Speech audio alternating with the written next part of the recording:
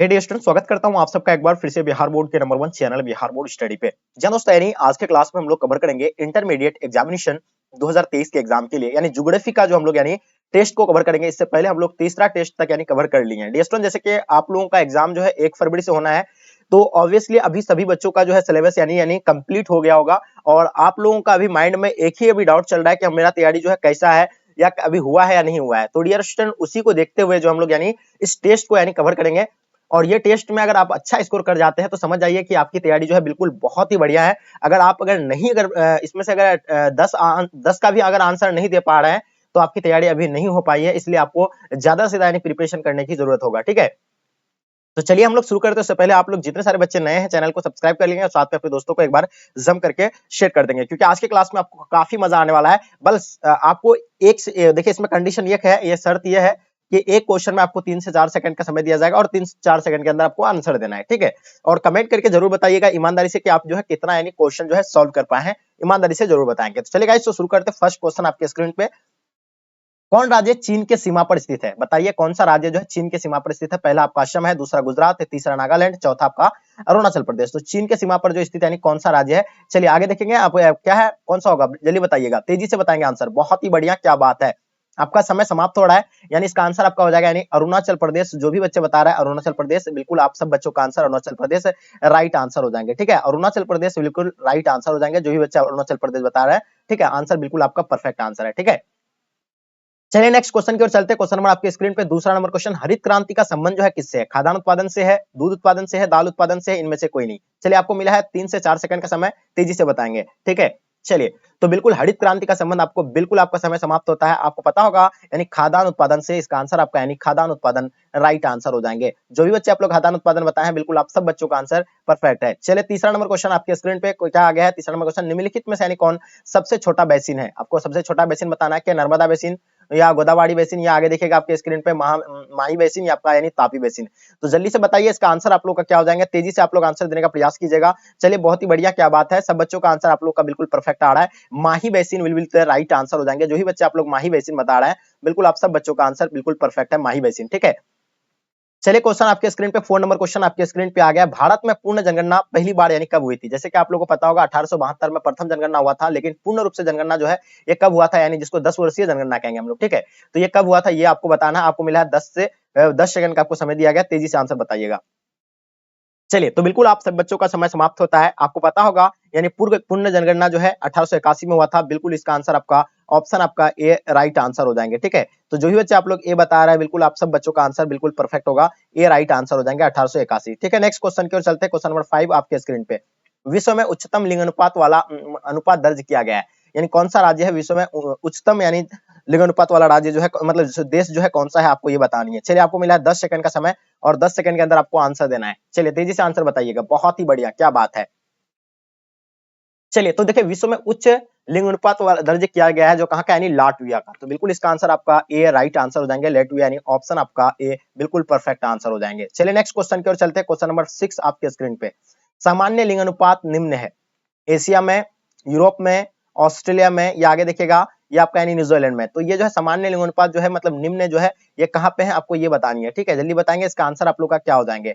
ठीक है, फटाफट तेजी से आप लोग आंसर देने का प्रयास कीजिएगा। 6 नंबर क्वेश्चन का बहुत ही इंपॉर्टेंट क्वेश्चन है, जल्दी से बताइए इसका आंसर आप लोगों का क्या हो जाएंगे। ठीक है, चलिए लाजवाब आंसर, बहुत ही बढ़िया। तो इसका आंसर आप लोग बता रहे सर एशिया में, तो बिल्कुल इसका आंसर आपका एशिया, जो भी बच्चे बता रहे हैं, बिल्कुल आप सब बच्चों का आंसर एशिया राइट आंसर हो जाएंगे। ठीक है, नेक्स्ट क्वेश्चन की ओर चलते हैं। क्वेश्चन नंबर 7 आपके स्क्रीन पे। ठीक है, निम्नलिखित में से कौन खाद्यान्न फसल है? खाद्य फसल आपको बताना है, गन्ना, कॉफी, मक्का, चुकंदर। तो बताइए, आपको मिला है 10 सेकंड का समय और 10 सेकंड के अंदर आपको आंसर देना है। इसका आंसर आप लोग का क्या हो जाएंगे, तेजी से आंसर बताइएगा। ठीक है, खाद्य फसल, तो बिल्कुल आप सब बच्चों का समय समाप्त होता है। बिल्कुल आपको पता होगा खाद्य फसल जो है मक्का है, बिल्कुल इसका आंसर आपका मक्का राइट आंसर हो जाएंगे। चलिए नेक्स्ट क्वेश्चन की ओर चलते हैं। क्वेश्चन नंबर 8 आपके स्क्रीन पे, निम्नलिखित में से कौन सा भू उपयोग संवर्ग में नहीं है? तो इनमें से जो है कौन सा यानी भू उपयोग संवर्ग में नहीं आता है? तो पहला आपको ऑप्शन में दिया हुआ यानी प्रतिभूमि, दूसरा ऑप्शन में नेवल बोया क्षेत्र, तीसरा ऑप्शन सीमांत भूमि, चौथा ऑप्शन कृषि योग्य व्यर्थ भूमि। तो बताइए, आपको मिला है 10 सेकंड का समय, जल्दी से बताइएगा। तो चलिए बिल्कुल आप सब बच्चों का समय समाप्त होता है। इसका आंसर की अगर बात करें तो इसका आंसर आपका सीमांत भूमि, बिल्कुल इसका आंसर आपका परफेक्ट होगा, सीमांत भूमि। ठीक है, नेक्स्ट क्वेश्चन की ओर चलते हैं। क्वेश्चन नंबर 9, खट्टे रसदार फसलों की कृषि संबंधित है, यानी खट्टे रसदार फसलों की जो कृषि संबंधित है वो किससे संबंधित है आपको ये बताना। आपके सामने 4 ऑप्शन दिया हुआ है। पहला आपका मिश्रित कृषि, सघन कृषि, उसके बाद आपका भूमध्य सागरीय कृषि, उसके बाद रोपण कृषि। फिर से एक बार क्वेश्चन को देख लीजिएगा, खट्टे रसदार फसलों की यानी कृषि जो संबंधित है यानी किससे है,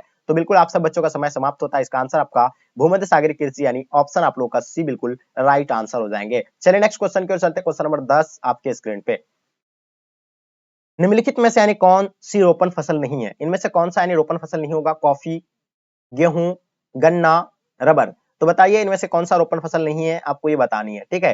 तो बिल्कुल आप सब बच्चों की समय समाप्त होता है। इसका आंसर आपका गेहूं राइट आंसर हो जाएंगे। जो ही बच्चे आप लोग गेहूं बता रहे हैं, बिल्कुल आप सब बच्चों का आंसर गेहूं राइट आंसर हो जाएंगे। चलिए नेक्स्ट क्वेश्चन की ओर चलते हैं। क्वेश्चन नंबर 11 आपके स्क्रीन पे, संभववाद अवधारण में किस घटक को महत्वपूर्ण माना गया है।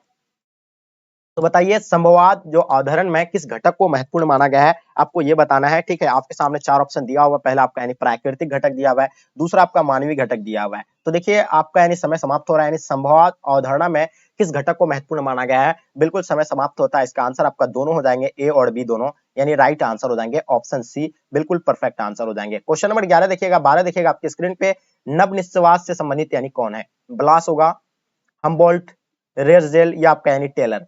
तो बताइए आपको मिला है 10 सेकंड का समय और 10 सेकंड के अंदर आपको इसका आंसर देना है। तेजी से बताइए इसका आंसर क्या होगा, नव निस्वास से संबंधित कौन है।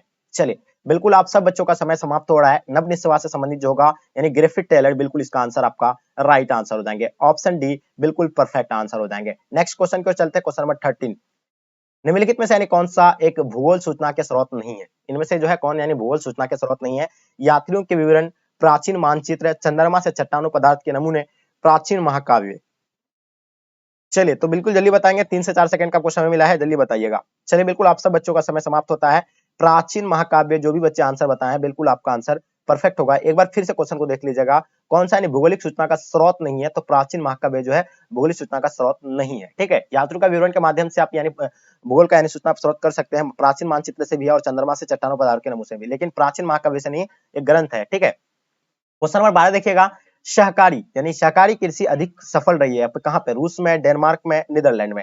ये आगे देखिएगा भारत में। तो सबसे अधिक जो है सहकारी कृषि कहां यानी सफल रही है। चलिए आपको मिला है 10 सेकंड का समय, जल्दी से आंसर बताइए, इसका आंसर आपका यानी क्या हो जाएंगे। चलिए तो बिल्कुल आप सब बच्चों का समय समाप्त होता है। इसका आंसर आपका यानी डेनमार्क, यानी इसका आंसर आपका राइट आंसर हो जाएंगे। Denmark will be the right answer, Denmark इसका राइट आंसर हो जाएंगे। चलिए नेक्स्ट क्वेश्चन और चलते हैं। क्वेश्चन नंबर आपके स्क्रीन पे 30 नंबर क्वेश्चन, निम्नलिखित में से यानी भारत में पुरुष का प्रमुख कारण कौन सा है, यानी पुरुष प्रवास का जो सबसे प्रमुख कारण क्या है, विवाह हो गया, शिक्षा हो गया, काम और रोजगार हो गया, व्यवसाय, जो यानी एक स्थान से दूसरे स्थान जो जाते हैं पुरुष, यानी किसके कारण जाते हैं। तो बिल्कुल आपको 3 सेकंड का समय मिला है, जल्दी बताइए। चलिए बिल्कुल आपका समय समाप्त हो रहा है। इसका आंसर आपका काम और रोजगार, बिल्कुल इसका आंसर आपका परफेक्ट आंसर हो जाएंगे, काम एंड रोजगार। चलिए नेक्स्ट क्वेश्चन की ओर चलते हैं। क्वेश्चन नंबर 14, निम्नलिखित में से यानी कौन औद्योगिक अवस्थापना का प्रमुख कारण नहीं है। देखिए औद्योगिक अवस्थापना का प्रमुख कारण इनमें से जो है कौन सा नहीं होगा, बाजार, पूंजी, जनसंख्या घनत्व है, ऊर्जा। तो बिल्कुल आप सब बच्चों का समय समाप्त होता है। इसका आंसर आपका जनसंख्या घनत्व, यानी इसका आंसर आपका सी बिल्कुल राइट आंसर हो जाएंगे। जनसंख्या घनत्व होगा या पूंजी होगा, इन दोनों में से आपको बताना है, कमेंट करके जल्दी बताइएगा। चलिए क्वेश्चन देखेंगे आपके स्क्रीन पे 15 नंबर क्वेश्चन, खट्टे रेशेदार फसलों की कृषि जो संबंधित है किससे है। तो जल्दी बताइए, ये क्वेश्चन आपको अभी हम रिपीट करवाए, मिश्रित कृषि होगा, सघन कृषि होगा, बिल्कुल आप सब बच्चों को पता होगा कि यानी भूमध्य सागरीय कृषि यानी से, यानी बिल्कुल इसका आंसर आपका सी राइट आंसर हो जाएंगे। 16 नंबर क्वेश्चन आपके स्क्रीन पे, भिलाई किस वर्ग का है, जल्दी बताइए। भिलाई जो है किस वर्ग का है, पहला ऑप्शन औद्योगिक नगर, दूसरा व्यापारिक नगर, तीसरा आपका खनन नगर, चौथा आपका परिवहन परिवहन नगर। तो बताइए आपको 4 से 5 सेकंड का यहाँ आपको समय मिल रहा है और इन 4 से 5 सेकंड के अंदर आपको यही आंसर देना है, ठीक है। चलिए देखिए आपके स्क्रीन पे दिख रहा होगा आपके आपके समक्ष, आपके क्वेश्चन क्या कहलाता है, भिलाई किस वर्ग का है। तो बिल्कुल आपका समय समाप्त होता है। भिलाई एक औद्योगिक नगर है, ठीक है। इसका आंसर आपका यानी औद्योगिक नगर राइट आंसर हो जाएंगे। चलिए 17 नंबर क्वेश्चन आपके स्क्रीन पे, आपके समक्ष निम्नलिखित में से यानी कौन सी यानी रोपण फसल नहीं है।